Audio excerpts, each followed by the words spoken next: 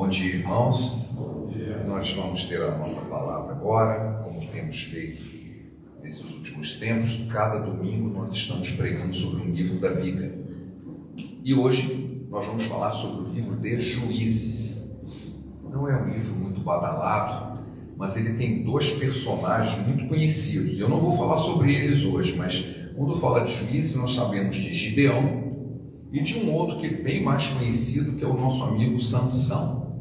Estava lembrando que a minha netinha, ela já ouviu lá do Três Palavrinhas uma música que diz: Sansão, o fortão do cabelão, mas que tinha a cabeça do tamanho de um feijão. Pois é, mas o Sansão era juiz. Como que o juiz pode ter a cabeça do tamanho do feijão, né? Mas porque essa parte da história do povo de Israel é uma história complicada. O livro de Juízes descreve um período entre a morte de Josué e o início do reinado do rei Saul, ou seja, a época de Juízes termina com Samuel. Samuel foi o último juiz, mas interessante é que ele não era só juiz. Samuel era juiz, sacerdote e profeta. Não há no livro de Juízes outro igual a ele. Na verdade, Samuel começa quando termina o livro de Juízes, em que ele foi o último juiz. Ele era juiz, sacerdote e profeta. E dali ele unge o rei Saul, e a partir dali termina o período dos juízes para começar o período dos reis. Aí vem Saul, vem Davi, vem Salomão, vem Roboão, vem todos aqueles reis que nós conhecemos da palavra. Esse período de juízes é um período conturbado. O povo que já estava na terra prometida foi frequentemente saqueado, vivia em tormento o tempo todo. E o texto que nós vamos ler é o indicativo do porquê isso estava acontecendo. Então eu convido os irmãos a abrirem suas Bíblias no livro de Juízes, no capítulo 2, e nós vamos ler a partir do versículo 4. Juízes, capítulo 2, a partir do versículo 6. Juízes, no capítulo 2, a partir do versículo 6. Ok? Podemos ler?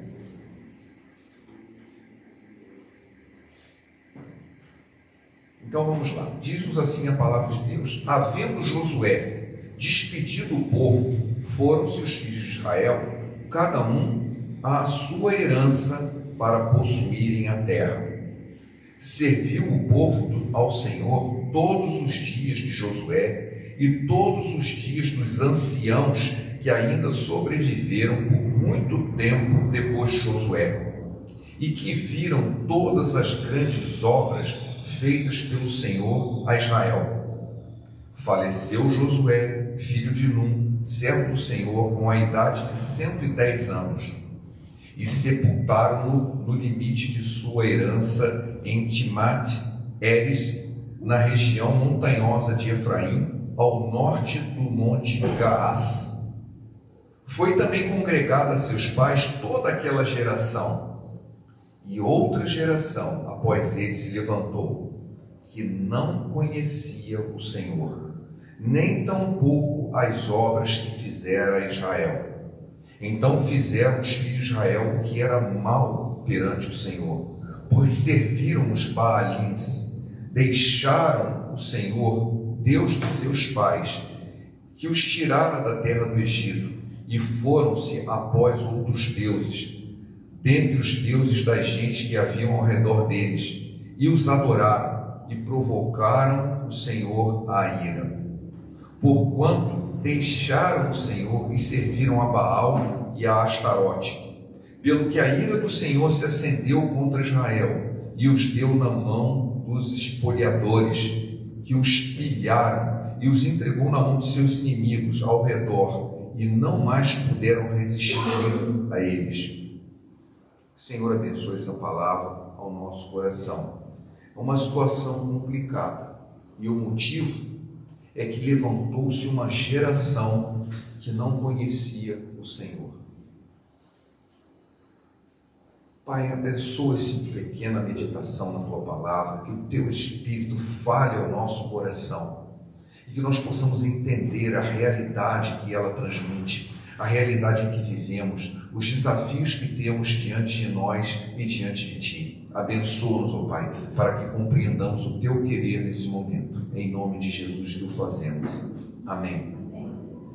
Esse versículo 10 se refere à geração do povo de Deus, que já não tinha mais o conhecimento real de Deus. Um povo de Deus que não tem o conhecimento de Deus. Pode uma coisa dessa? Pode. Nós estamos vivendo uma época que é exatamente isso que está acontecendo. Não conhecem a Deus, não têm relacionamento com Ele.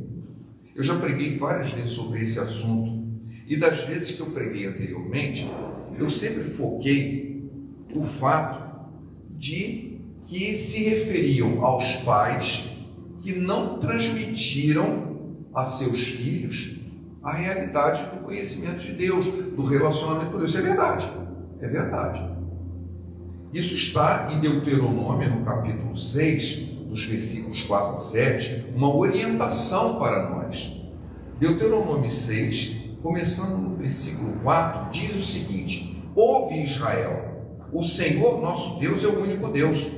Amarás, pois, o Senhor teu Deus de todo o teu coração, de toda a tua alma, de toda a tua força. Vocês já escutaram isso, Jesus mencionou isso como uma das maneiras de resumir a lei. Era esse texto: amarás o Senhor teu Deus de todo o teu coração, de toda a tua alma e de toda a tua força.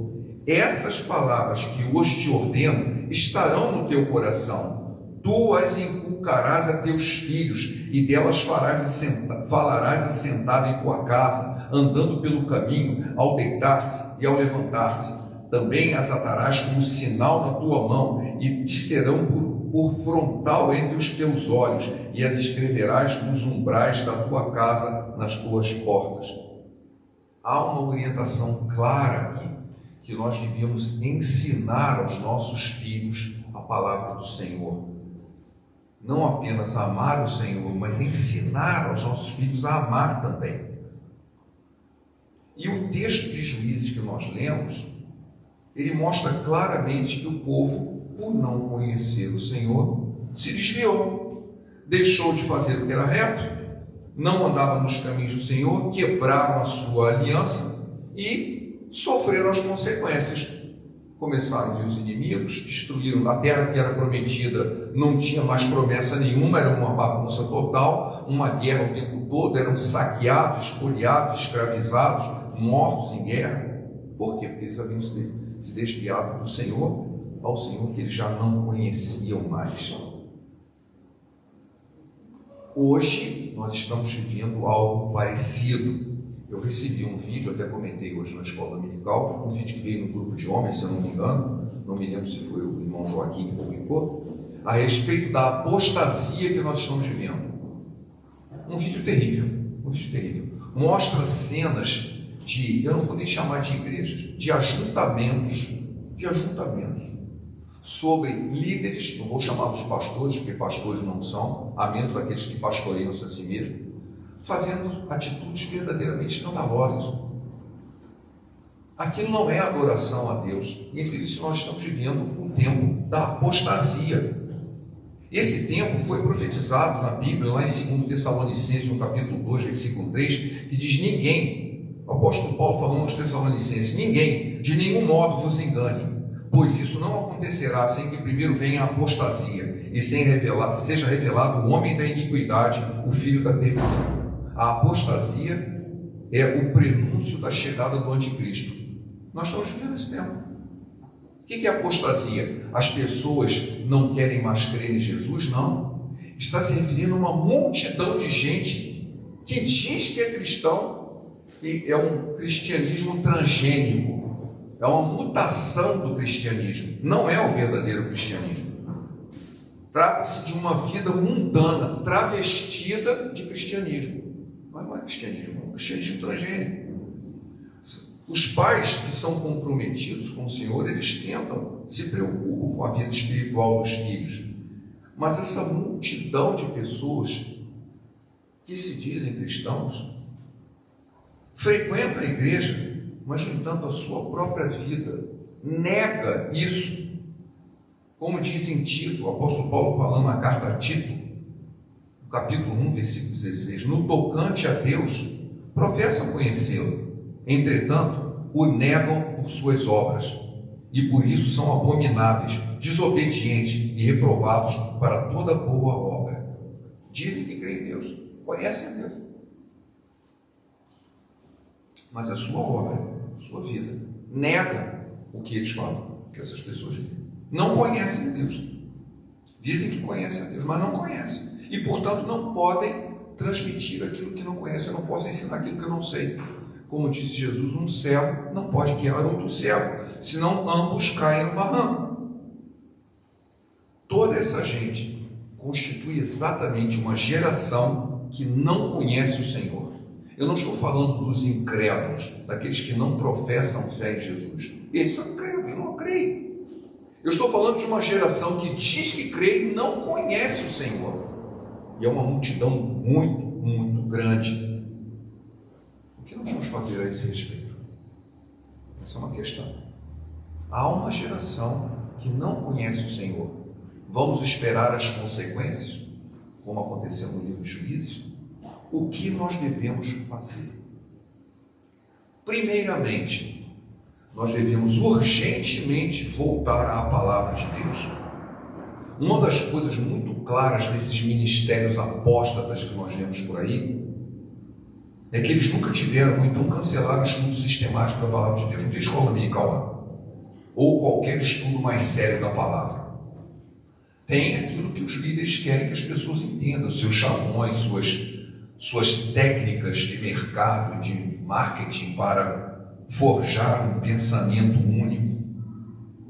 A própria, quando Lutero fez a reforma protestante, né, que ele não fez uma reforma protestante, na verdade foi consequência das teses dele, que ele estava reclamando do cristianismo da onde estava, acabaram virando os 5 S's, né? Somente a Escritura, somente Cristo. Ele foi ponto a ponto, rebatendo todas as heresias que estavam sendo dito, e uma das coisas foi assim: nós precisamos colocar a palavra de Deus na mão do povo, e deixar que as pessoas estudem a palavra, e creiam por si mesmos, sem precisar de aio, sem precisar de um intermediário, sem precisar da tal cobertura espiritual. Você deve ter ouvido falar isso. Não, você precisa de uma cobertura espiritual. Tá bom, me mostra onde é que está isso na Bíblia. Isso não existe na Bíblia. Cobertura espiritual é um jeito evangélico, entre aspas, de criar um intermediário. Eu não preciso de intermediário. Eu tenho o Espírito Santo, eu vou direto para Jesus. Não preciso de intermediário. Não preciso de santo. Não preciso de nada. Não preciso de uma cobertura espiritual. Eu já a tenho. Mas eu fui ensinado que eu preciso. Esse ensino é apóstata. É um ensino apócrifo, fora da Bíblia, fora da palavra, que nos está nos desencaminhando. Nós não conhecemos mais o Senhor. Eu não preciso pedir alguém para orar por mim. Eu posso pedir quando eu estou precisando de um apoio, mas não que isso seja absolutamente necessário, porque Deus ouve a minha oração.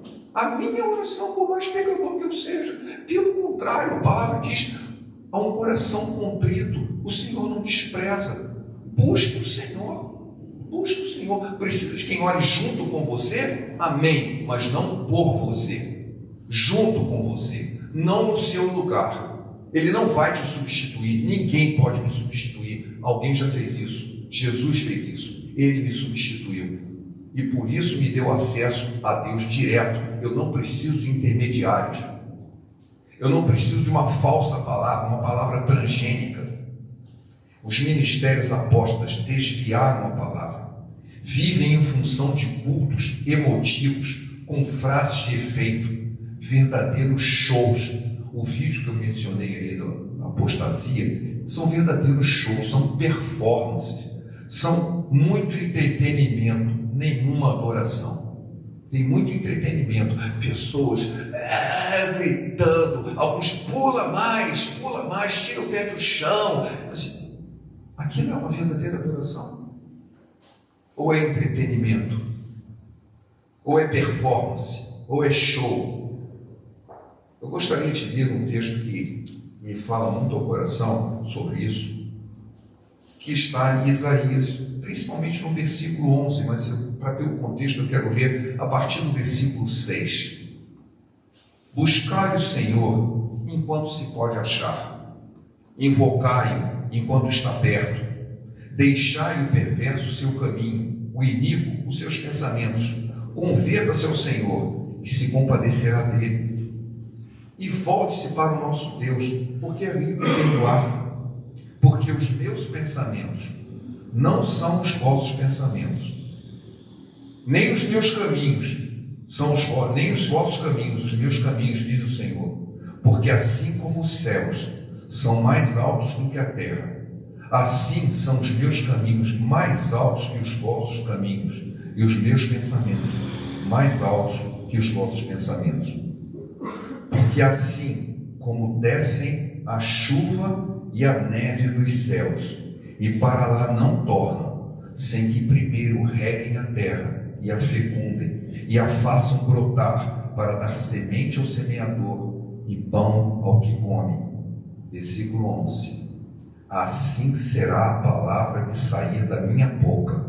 Não voltará para mim vazia, mas fará o que me apraz, e prosperará naquilo para o qual a designei. Assim será a palavra que sair da minha boca. Ela não volta vazia. Nós precisamos voltar à palavra, porque ela não volta vazia. Ela prospera, porque ela foi enviada por Deus. A Bíblia diz em Romanos 10:17 que a fé vem pelo ouvir a palavra de Deus. Parece que todo mundo conhece isso. A fé vem pelo ouvir a palavra de Deus. Bom, então tem que ser alguém que fale. Alguém tem que falar, alguém tem que conhecer a palavra e falar. Nós precisamos falar a palavra de Deus. Nós temos negligenciado o poder da palavra de Deus. Nós não podemos nos calar diante das coisas erradas. Nós devemos colocar a palavra como antídoto a isso. Eu me lembrei de um texto muito conhecido do livro de Esther, em que ela estava numa situação muito difícil. Havia uma conspiração em que todo o povo de Deus ia ser morto. E o Mordecai chegou para ela e disse assim: se de todo te calares agora, de outra sorte virá livramento. Mas quem sabe que não foi para esse tempo que você chegou à rainha? Quem sabe que não é esse momento da sua vida, que é a oportunidade de falar a palavra de Deus, e se posicionar. Mas eu sou pequeno. Você é pequeno, eu também sou. A palavra de Deus não. Ela tem poder. Por quê? Porque ela é de Deus. Ela muda as coisas, ela tem poder de calar o inimigo. Nós precisamos falar a palavra, nós precisamos pronunciá-la. É interessante porque às vezes nós temos vontade de discutir e colocar a nossa opinião. Não precisa. Coloque a palavra. Use a autoridade da palavra de Deus. Quando alguém perguntar ou quando alguém colocar um conceito completamente equivocado, simplesmente mencione a palavra de Deus que destrói aquilo. Não diga, eu penso isso porque eu acho isso. Eu não acho nada. A Bíblia diz isso. É a autoridade da palavra de Deus que está lá. Não sejais cúmplices das obras infrutíferas das trevas, antes, porém, reprovai-as. Está em Efésios 5:11. Só que ao fazer isso, não é a nossa palavra, é a palavra de Deus, e ela tem poder. Ela é a espada do Espírito. Lembra lá de Efésios capítulo 6, versículo 7? A espada do Espírito, que é a palavra de Deus. Ela é uma espada. É com ela que nós temos que usar. Não é a minha opinião, nem a minha palavra, mas a palavra de Deus. Não temos que ter um poder de convencimento intelectual. A palavra de Deus tem um poder espiritual. Um dos textos mais conhecidos da Bíblia, que eu gosto muito, está em Hebreus 4:12, que diz o seguinte: a palavra de Deus é viva e eficaz, e ela é mais cortante do que qualquer espada de 2 gumes, e penetra até o ponto de dividir a alma e o espírito, juntas e medulas, e apta para discernir os pensamentos e propósitos do coração. Que mensagem poderosa que esse texto traz. A palavra de Deus, ela consegue explicar aquilo que nem você sabe o que está acontecendo no coração da pessoa, que ela penetra lá dentro e corta lá dentro. Ela discerne os pensamentos e os propósitos do coração, mesmo aqueles que não foram declarados. Por isso, nós devemos sempre usar a palavra de Deus, a sua autoridade. Eu não sei o que se passa na cabeça das pessoas, eu não sei quais são os propósitos, mas Deus sabe. O Espírito de Deus sabe. E ao citar a sua palavra, essas coisas aparecem, elas são dirimidas, elas são divididas. Olha, é assim. Usar a palavra de Deus é que vai realmente trazer o conhecimento dele mesmo. Por quê? Porque foi ele que escreveu, ele é o dono da palavra. A palavra de Deus, ela tem também o poder de regular a vida do cristão. Paulo escreveu a Timóteo, seu, digamos assim, filho na fé, ele mesmo diz isso. Em 2 Timóteo, no capítulo 2, toda a Escritura é inspirada por Deus e é útil para ensino, para repreensão, para correção e para instrução na justiça, para que o homem de Deus seja apto e plenamente preparado para toda boa obra. A palavra de Deus, ela pode regular a nossa vida, ela nos ensina, ela nos orienta. Nós temos feito isso, temos praticado, temos ensinado isso, ou temos utilizado os conceitos do mundo para o nosso viver e o dos nossos filhos, que estão nas escolas aprendendo tudo que é diferente da palavra de Deus. Qual é a nossa posição? Nós temos que viver isso, temos que conhecer e viver isso. A palavra de Deus, ela nos leva a conhecer o próprio Deus, o seu próprio autor. Ela é capaz de torná-lo sábio para a salvação mediante a fé em Cristo Jesus, 2 Timóteo 3,15. A palavra de Deus nos leva a entender a Jesus, nos leva a ter a fé salvífica. Ela nos leva também a tirar dúvidas. De que maneira poderá o jovem guardar puro o seu caminho? Observando segundo a sua palavra, diz o Salmo 119, 9. Aliás, o Salmo 119, ele é feito de brincadeira por ser o capítulo mais longo da Bíblia. As pessoas até debocham, que dá muito trabalho ler, né, porque é muito grande. Antes de cortar o bolo, vamos ler o Salmo 119, já viu isso? É uma maneira pejorativa de tratar a palavra, porque ele é muito longo. Não, vamos ler um versículo bem curto, tipo assim, Jesus chorou, é o menor versículo da Bíblia. Mas bom, agora já lê um versículo antes de cortar o bolo. Jesus chorou, não pode comer porque já acabou. Ninguém vai ler o Salmo 119. Mas o Salmo 119, ele fala da palavra de Deus, muitas coisas da palavra, o que ela é capaz de fazer ao nosso coração e nos orientar. Nós precisamos voltar à palavra de Deus. Se nós queremos que uma geração conheça o Senhor, o único caminho é conhecendo a sua palavra, e aí nós vamos conhecer o seu autor. Existe também um outro jeito, que não exclui o primeiro, complementa o primeiro, que é o nosso testemunho de fé. Eu sempre, quando eu me comparo com o Evangelho, né, eu me comparo ao personagem do endemoniado gadareno. Não sei quantos pensam isso, eu penso assim. Por quê? Ele era um homem que estava abandonado, terrível, dito incurável, né, sem chance, sem solução, improvável. Vivia urrando, quebrava as correntes, todo mundo tinha medo dele. Até que ele encontrou Jesus. Quando as pessoas chegaram lá, ele estava vestido, em perfeito juízo, comendo, conversando com Jesus. E depois ele recebe uma missão. Volta para os teus. Conta tudo o que Deus fez por você e como teve misericórdia de ti. E ele fez isso. Ele vai para Decápolis, que significa 10 cidades. Deca é 10, né? Decápolis significa uma região de 10 cidades, e conta tudo o que Deus fez por ele. E ele tinha muito para contar. Eu era assim, e agora olha quem sou eu agora. Esse testemunho, ele não pode ser confrontado com opiniões. Não, isso não foi assim, você está falando isso. Olha como eu era antes, olha como eu era agora. Uma coisa eu sei, antes eu era cego, e agora eu vejo, disse o cego de nascença curado por Jesus, quando os fariseus questionaram que Jesus não podia ter feito isso, porque ele era pecador. Eu disse, eu não sei de nada, eu só sei uma coisa, antes eu era cego, e agora eu vejo. Então o testemunho de fé diz assim, olha, eu não tenho muitas explicações filosóficas ou intelectuais a dar. Eu sei uma coisa, eu era assim, e agora eu sou assim. Eu era cego e agora eu vejo. Eu estava perdido e eu fui achado. Esse testemunho mostra o seguinte: Deus está ativo, Ele pode fazer o mesmo por você. Como que isso aconteceu? E é importante que isso aconteça com as pessoas mais improváveis, porque mostra que Deus não faz acepção de pessoas. Não é por mérito, é pela graça. Ah, mas o cara era um cara super legal, ele fez isso, fez aquilo, por isso que Deus abençoou ele. Não merecia, mas o Senhor o abençoou, porque foi pela graça. Eu era assim e agora eu sou assado. Volte e conte tudo o que Deus fez por você. Esse é um testemunho de fé que vai levar as pessoas que estão ao seu redor a conhecer o Deus que agiu na sua vida, através da sua palavra e através do seu testemunho de fé.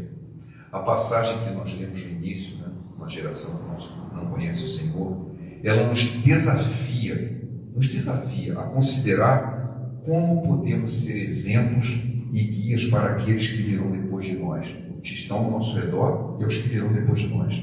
Nós precisamos assegurar a fé e os ensinamentos. Eu não posso dizer assim, porque o meu avô ele tinha muita fé. Só o meu avô tinha, eu não tenho nenhum. O meu avô tinha muito para contar e eu não tenho nada para contar. Não, eu preciso contar, eu preciso testemunhar a minha fé.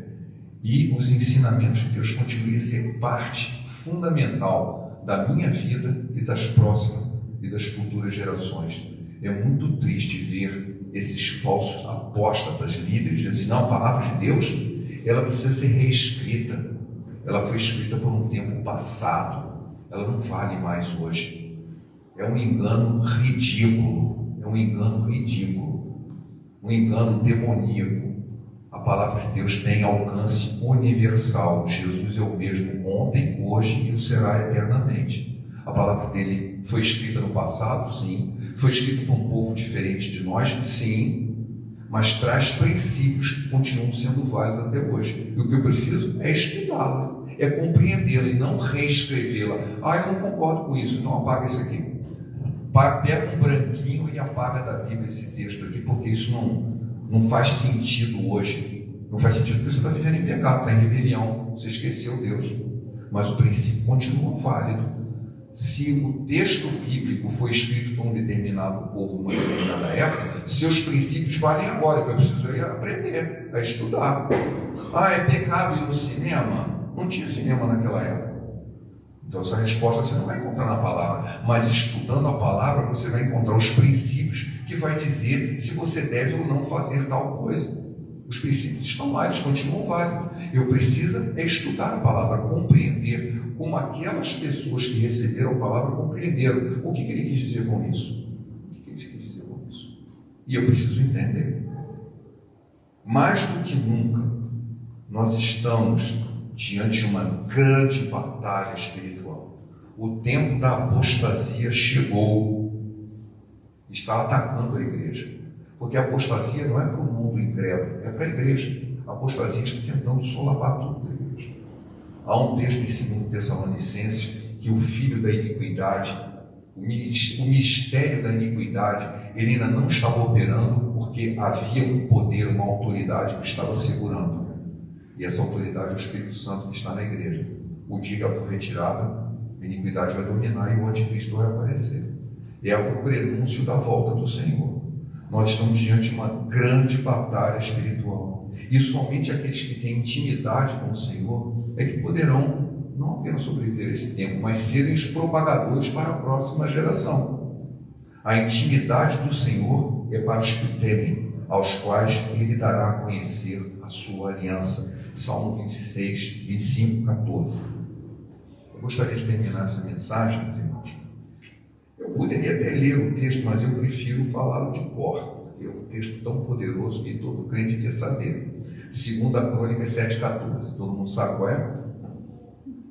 Se o meu povo, que se chama pelo meu nome, se humilhar, orar e me buscar, e se converter dos seus maus caminhos, então eu ouvirei dos céus, perdoarei os seus pecados e sararei a sua terra. Glória! Nós somos esse povo, nós precisamos fazer exatamente o que está aqui. e não deixar que venha uma geração que não conhece o Senhor. Nós o conhecemos, eu o conheço, eu preciso transmitir isso, transmitir através da palavra, transmitir através do meu testemunho de fé, orar por aquelas pessoas que ainda estão no engano e corrigir aqueles que estão na apostasia.